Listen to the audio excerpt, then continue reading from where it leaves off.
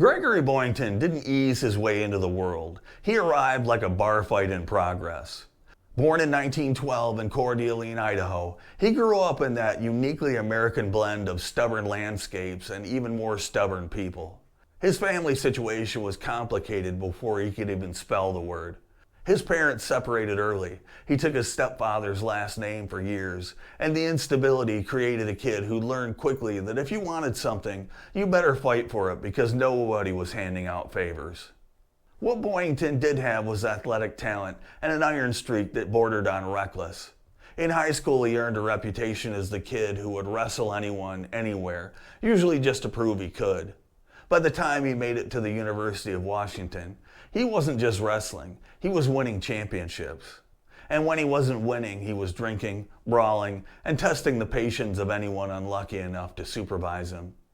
His professors described him as smart, capable, and utterly impossible to manage. This would become a recurring theme. Some young men stumble into aviation. Boyington fell into it like it was gravity with a drinking problem. The Army Air Corps told him no twice, so he walked across the street and joined the Marine Corps Reserve, where no apparently wasn't in the vocabulary that day. Flight training in the 1930s was no joke. It was a mixture of hard science, raw nerve, and the occasional engine that felt like it was held together with baling wire and optimism. But Boyington took to flight instantly. He wasn't the neatest pilot or the most disciplined one, but he had the instincts, the dangerous kind that made commanders nervous and enemies dead. Even this early, the contradictions were obvious. He was charismatic but abrasive, brilliant but self-destructive, the kind of guy who would save your life in the air and ruin your weekend on the ground. He could perform textbook perfect maneuvers one minute, then argue with superior officers the next, usually with a drink in hand and a point he insisted on proving. The Marines needed pilots, Boyington needed structure, and neither side fully understood what it had signed up for. By the late 1930s, as tensions in Asia and Europe started to boil, Boyington felt the war coming like a thunderstorm pressing down on the horizon. And deep down, he wanted it. Combat had a way of sorting men out, separating the ones who talked tough from the ones who could actually deliver. Boyington had spent his whole life delivering, if only to shut everyone up. He was restless, itching for something bigger than training flights and base politics. The world was spinning faster, and he wasn't about to stay in one place while history happened somewhere else. So when an opportunity came along to fly for a mysterious group of American volunteers overseas, men who were already shooting at Japanese planes long before Pearl Harbor, Boyington didn't hesitate. Trouble didn't follow him to China. He carried it there himself. China in 1941 was not a place for delicate people or delicate flying. It was a country being chewed apart by the Japanese war machine, a place where life was cheap, bullets were expensive, and the sky belonged to whoever had the guts to climb into it that morning. Into this stepped Gregory Boyington, restless, broke, and looking for a fight like a moth looks for a flame. Claire Chennault's American Volunteer Group wasn't a normal outfit. It wasn't even officially American. On paper, it was a civilian contract gig for the Chinese government. In reality, it was a hand-picked band of mercenary fighter pilots, many of them ex-Army or ex-Navy, hired to keep China's airspace from becoming a Japanese welcome mat. They were paid per confirmed kill, which appealed to Boyington for all the wrong reasons. The man loved flying, but he also had debts, a chaotic personal life, and a bank account that looked like a famine relief poster. Getting paid to shoot down enemy aircraft wasn't just patriotic, it was practical. Chennault ran a tight ship, which immediately put him at odds with Boyington. Chennault believed in discipline, order, and long lectures about proper tactics. Boyington believed in doing whatever worked and ignoring anything that sounded like homework. But he also recognized talent when he saw it. And even Chennault couldn't deny that this rough-edged Marine handled a P-40 like it owed him money.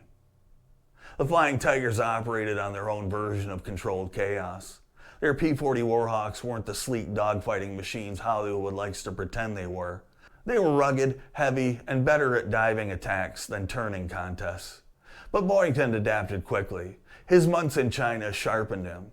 The stakes were real, the enemy was aggressive, and the margin for error was a razor blade. Combat came fast and often. Boyington claimed several victories, though the exact number is still debated. Record keeping in China wasn't exactly meticulous, and Japanese confirmation was non-existent for obvious, we'd rather not discuss it, reasons. Historians argue over the final tally, but there's no argument about this. Boyington learned how to fight in the sky with an intensity and aggression that few American pilots possessed before Pearl Harbor dragged the rest of the country awake. Life on the ground was another matter. When he wasn't flying, Boyington was drinking, brawling, or testing Chennault's tolerance for insubordination. The ABG had its share of hotheads, but Boyington managed to stand out even in that crowd. Eventually, friction with leadership, constant discipline problems, and disagreements over pay and credit came to a head. By early 1942, the Flying Tigers were worn down. The Japanese were adapting, and Boyington was fighting more with his own unit than with the enemy. He'd been in China long enough to see airfields bombed, friends killed, and whole towns erased. He'd also been there long enough for Chennault to decide he'd had all the Boyington experience he could handle. When the ABG's contract expired, most pilots chose to return home as war heroes. Boyington returned to something else entirely. A man with combat seasoning, a questionable reputation, and the uncomfortable awareness that trouble didn't just find him. He had the habit of bringing it with him. But the Marines didn't care about any of that. America was now at war, pilots were in short supply, and Boyington had real-world experience that couldn't be taught in a stateside classroom. The Corps didn't just take him back, they put him right where he was most dangerous. And Boyington, for all his flaws, was just getting warmed up. When Boyington came back to the Marine Corps, he didn't return as the prodigal son. He walked in like a man who'd suffered a different kind of war, carrying the scars, the swagger, and the unmistakable smell of someone who'd already seen what the Pacific had in store. The Corps needed killers in the sky, not choir boys, and Boyington, despite every disciplinary mark next to his name, fit the bill. The problem was where to put him. Fighter squadrons weren't exactly begging for pilots who drank like a sailor, argued like a lawyer, and fought like a cornered badger. But the Pacific was bleeding pilots. Units were constantly losing men to crashes, combat losses, or sheer exhaustion. That shortage created gaps big enough for Boyington to slip into, and eventually the gap became an opportunity. Stand up a new squadron using whatever pilots were lying around. That was VMF 214. The original 214 had already deployed and was full of experienced flyers. The leftover group, replacement pilots, misfits, inexperienced kids, and a handful of solid talents were assembled into a new version of the squadron. It was an orphan outfit with no identity, no history, and no expectations. They needed a leader willing to mold chaos into something lethal. Boyington took one look and saw the same thing Chennault once saw in him.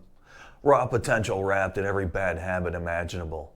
But unlike China, Boyington was the one in charge now. He didn't have to follow rules. He could make them. He drilled his men hard, not with polished classroom lectures, but with real-world combat knowledge. He'd pull pilots aside and explain exactly how a zero turned, how a Japanese pilot thought, how the fight shifted once tracers started flying. He taught them the dirty, practical tricks nobody put in manuals. Conserve altitude like it's money, never fight a zero on its own terms, and when in doubt, dive. Gravity is always on sale. Boyington motivated his squadron with something unusual for a military unit: honesty.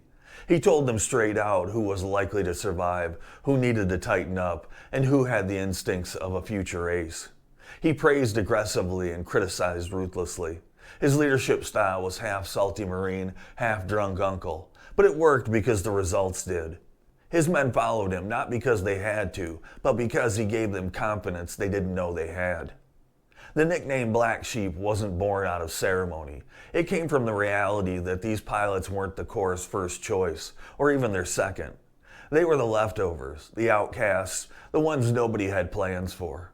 Boyington embraced it. He wore it like a patch, turning a potential insult into a brand of pride. If the Marine Corps didn't want them, then the Marine Corps would just have to watch them succeed without permission. Their aircraft, the F-4U Corsair, was a beast. Long nose, gull wings, and an engine that sounded like it was negotiating with the devil. Navy pilots hated it for carrier landings, but on land it was a monster. Boyington loved it instantly. The Corsair fit his personality. Fast, powerful, unforgiving to idiots, and unstoppable in the right hands. Training flights turned into rehearsals for survival. Pilots who'd barely logged combat hours started flying like veterans. Boyington didn't just teach them how to shoot, he taught them how to think in 3 dimensions, how to read a sky full of threats, how to stay alive long enough to matter. By the time VMF 214 was called up for combat duty in the Solomons, the squadron wasn't a patchwork group anymore. They were a pack, and Boyington, the oldest and roughest of them, was the wolf at the front. Their reputation hadn't even started yet, but the ingredients were there: aggression, skill, desperation, and a leader with nothing left to lose. And once the black sheep were unleashed, the Pacific sky was about to get much more interesting. Combat in the South Pacific wasn't a neat story about gallant duels in the sky. It was heat, sweat, and the taste of metal in the back of your throat. It was engines that might quit on takeoff, radios that faded at the worst moment, and an enemy pilot who absolutely intended to kill you because that's what he woke up to do. Into this chaotic baptism flew VMF 214, the Black Sheep, led by the oldest, loudest, and most determined man in any briefing tent, Pappy Boyington. Their first missions were supposed to be routine patrols and escorts, the kind of flights commanders use to evaluate a new outfit before trusting them with anything important. But routine doesn't last long in a war zone. The moment the Black Sheep arrived in theater, they stepped into a sky filled with Japanese bombers, 0 escorts, and more aerial opportunity than any pilot could ask for. And the thing about opportunity is Boyington never let it go to waste. On their early sorties, the Black Sheep surprised everyone. They weren't supposed to be polished. They weren't supposed to be cohesive. They were supposed to be rookies. But when a formation of Japanese fighters came sweeping in on their first major encounter, the rookies tore into them like they'd been doing it for years. Tactics drilled into them by Boyington suddenly made sense. Hit the zeros from above, never turn with them, strike hard, break contact, live to fight again. It worked. The squadron returned with victories, and the rest of the Marines suddenly wondered who the hell these guys were. From there, it escalated quickly. Boyington pushed his pilots hard, flying mission after mission, sometimes multiple in a day, always demanding they match the intensity he brought every time he pulled the canopy closed. In the air, he was relentless. He didn't just lead the squadron, he led the charge. If a group of enemy aircraft appeared, he went straight at them, forcing his pilots to keep up or lose him. And nobody wanted to lose Pappy. He was the kind of leader who made you feel like following him into hell might actually work out. Rabaul became their proving ground. The Japanese stronghold was packed with fighters, bombers, and anti-aircraft guns capable of turning a Corsair into scrap metal faster than you could say bad idea. But Rabaul also offered something Boyington craved: opponents, lots of them. The skies around that base were so crowded with enemy aircraft that missions over it felt like trying to punch your way out of a beehive. Boyington thrived there. He developed a reputation, not just as an effective leader, but as a hunter. He had a talent for reading a dogfight like a chessboard at 300 miles an hour. He'd climb high, pick his moment, then dive through the enemy formations like a scythe slicing grain, guns blazing, engines screaming, tracer lines cutting across the sky. More than once, other pilots lost sight of him in the frenzy and assumed he'd been shot down, only to see him return with another kill and a story that barely made sense. His tally grew quickly: 16 kills, 18, 22, 25. The press back home got wind of him, and suddenly Pappy Boyington became a name printed in newspapers, mentioned on radio broadcasts, and celebrated in the kind of overly dramatic war reporting that loved turning complicated men into simple heroes.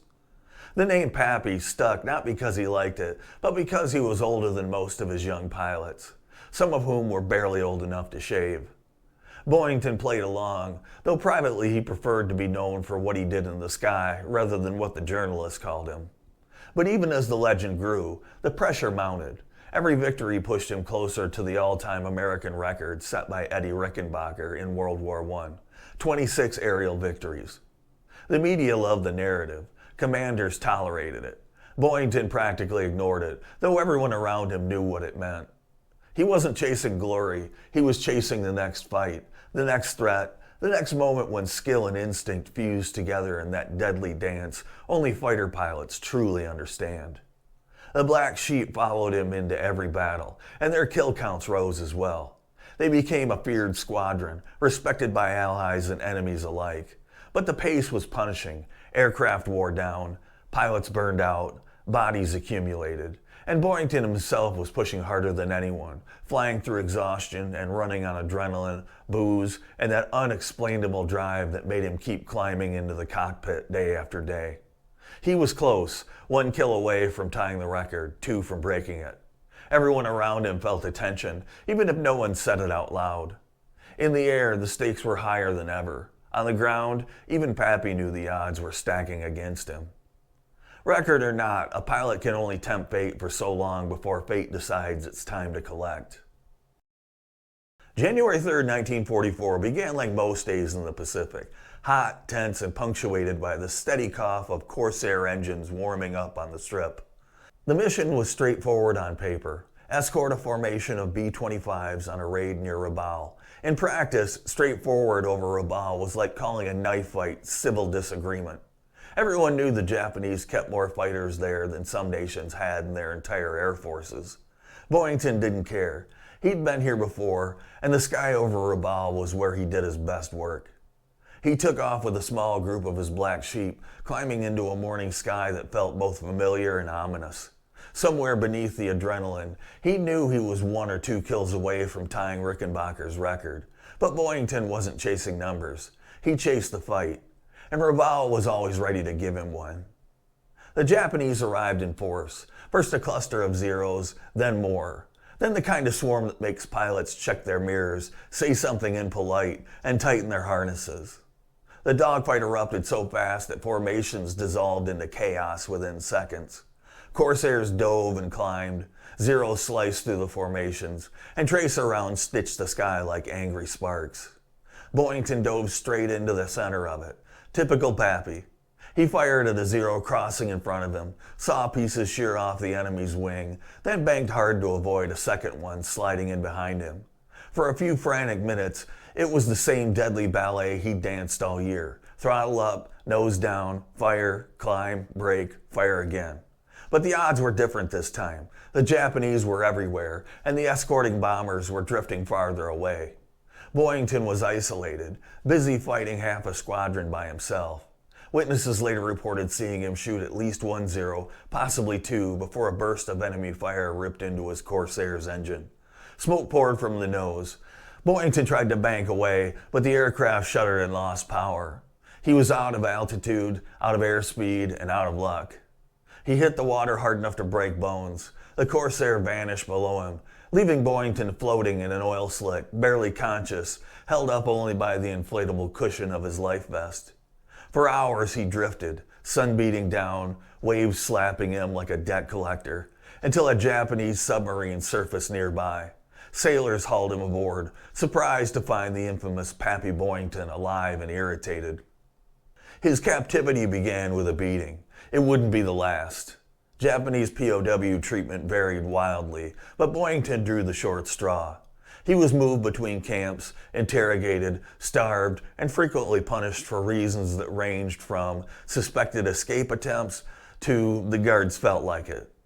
At Ofuna, the secret interrogation center, he endured months of isolation broken only by sudden, violent questioning sessions. What kept him alive wasn't optimism. Boyington didn't have that. What kept him alive was spite. The same stubbornness that got him into fights, into trouble, and into history now refused to let him die in a prison cell. When the war finally ended, he emerged gaunt, battered, but very much alive. America had written him off months earlier.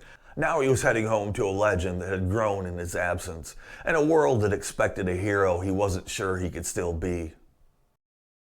When Boyington stepped off the transport plane in 1945, he looked less like a returning war hero and more like a man who had spent 2 years fighting starvation with sheer profanity. He was gaunt, scarred, and worn down to the frame, physically alive, emotionally threadbare, and spiritually held together with the same stubborn wiring that kept his Corsair in the sky long after a sane pilot would have bailed out. But America didn't see any of that. America saw a miracle. He'd been presumed dead for so long that the Marine Corps had already awarded him the Medal of Honor and the Navy Cross. They gave them to his widow, except Boyington wasn't dead, and his marriage was its own cratered landscape. So when he came home, there was a strange choreography to the whole thing. A living man reclaiming awards that had already been handed out in his name. Reporters loved it. Headlines practically wrote themselves. The country needed heroes at the end of that long, ugly war, and Boyington fit the role even if he didn't fit the suit. Public appearances became part of the job. He smiled, shook hands, made speeches, and tried to look like the man people imagined when they heard the name Pappy Boyington. But inside, he was still fighting battles that didn't obey armistice, nightmares, the aftershocks of POW life, and memories that clung to him like wet canvas. America was busy celebrating victory. Boyington was busy relearning what normal life even looked like. Then there was the drinking. Before the war, it was a problem. After the war, it was a demolition charge with a long, crumbling fuse. Alcohol had always been his pressure relief valve, but now it was a substitute for sleep, quiet, and anything that resembled peace. Friends tried to help. Commanders tried to guide him. None of it stuck. Boyington wasn't built for delicate management, and nobody was equipped to deal with what we now call PTSD, not in 1945. He bounced through post-war assignments, public relations jobs, and periods where the only schedule he kept was the one at the nearest bar. His personal life followed the same pattern: promising starts, messy middles, and endings that looked like crash sites. He was trying, but trying had never been his strong suit. Fighting was, and now there was nothing to fight except himself. Still, the world wouldn't let him fade out. Veterans asked for his autograph, pilots sought his advice. Kids stared up at him like he was part superhero, part outlaw. And Boyington, for all his troubles, cared deeply about the men he served with. He never missed a chance to honor the black sheep, often pointing out that whatever fame he had came from their flying as much as his own. As the post-war years rolled on, he turned increasingly to writing. He had stories, ruthless, funny, tragic stories, and eventually he poured them into a memoir. It was blunt, unvarnished, and filled with the kind of honesty that only comes from someone who has nothing left to prove and nobody left to impress. The book would later become the seed for something far larger than he expected, something Hollywood would twist into a shape both familiar and deeply wrong. But that's the thing about legends. Once they leave your hands, they stop belonging to you. By the time the 1970s rolled around, Boyington had lived enough life for 3 men and burned through most of the spare parts along the way.